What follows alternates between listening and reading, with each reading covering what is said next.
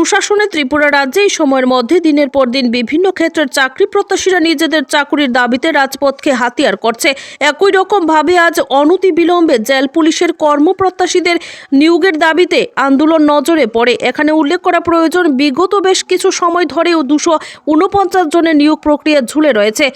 সংশ্লিষ্ট চাকুরি প্রত্যাশীদের বক্তব্য হচ্ছে, ইন্টারভিউ প্রক্রিয়া সম্পন্ন করা সহ সার্বিকভাবে কেন নিয়োগ প্রক্রিয়া সম্পন্ন হচ্ছে না তারা বুঝতে পারছে না।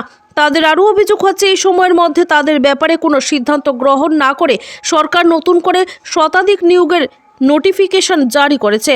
এই অবস্থায় দাঁড়িয়ে আজ রাজধানী আগরতলার পুরনো কারাগারের সামনে অবস্থিত জেলের আইজি অফিসের সামনে বিক্ষোভ প্রদর্শন করতে গিয়ে চাকুরি প্রত্যাশীরা রাজ্য সরকারের কাছে অনতিবিলম্বে তাদের ব্যাপারে ইতিবাচক দৃষ্টিভঙ্গিতে ভাবার বিষয়ে আহ্বান জানান। পাশাপাশি একাংশের বক্তব্য হচ্ছে, যখনই তারা স্মারকলিপি জমা করতে আসেন বা তাদের দাবি জানাতে আসেন, তখন তাদেরকে বারবার বলা হয় তাদের ব্যাপারে ভাবা হচ্ছে। Bureau report, Tripura news Bangla. Deputation দিতামাই তারা মানে কয়ে যে তোমরা হইব তারপর এই ডেটের পর এই ডেট দিয়ে হইতে আসছে না। কিছুদিন আগে আমরা গেছি আইসি কথা কইছে যে 4-5 তারিখের মধ্যে ডেট দিয়ে দিব। তো হন আবার সুশাসন দপ্তর ঘোষণা দিচ্ছে যে এই 151 জনের রিটার্ন এক্সাম হইব। তো ফিজিক্যাল নেওয়া চলতেছে না।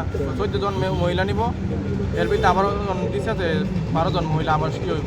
তো তারা যদি ডেটের পর ডেট পিছাইতে আমরা তো রিটার্ন মতন হইতো না। আমরা যদি বয়সটা ওপর এ জায়গা তো আমরা পরীক্ষা দেওয়ার কী লাভ ধর মানে ডেটের পর ডেট পিছাইতেছে 4 তারিখ আর 1 তারিখ আমার পরে কইছে যে 5 তারিখের মধ্যে ডেট দিয়ে দিব।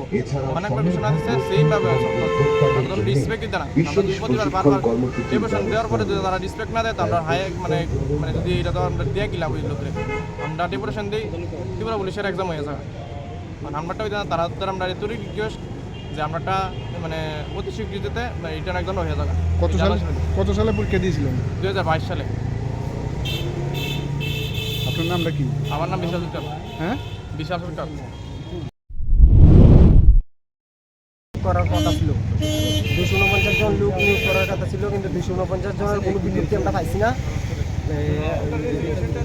আগেরটা না নিয়ে এসেরা ওখানে আবার নতুন করে এসেরা 151 জন মানে তারা লোক নিয়োগ করবো পাইতেছি। আমরা যে 249 জন আমরা নিয়োগ করবো এটার আমরা সারা শব্দ পাইতেছি না। এটা কমই নিব এবং পরীক্ষাটা কম হইব, আমরা এই আশ্বাসটা আমরা বইয়ে দিচ্ছি। আমরা এখন দিন দিন বয়স আবার ইজিত আছে, আমরা সাধারণত বেকারত্ব ছিল।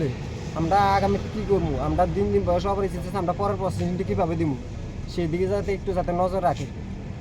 আর আমরা সবার কাছে হাত জোর নমস্কার করি যে আমরা খুব গরিব, আমরা খুব কষ্ট করি, আমরা কয়দিন পর আমরা আই, আমরা দিকে যাতে তারা যদি একটু দয়া করে।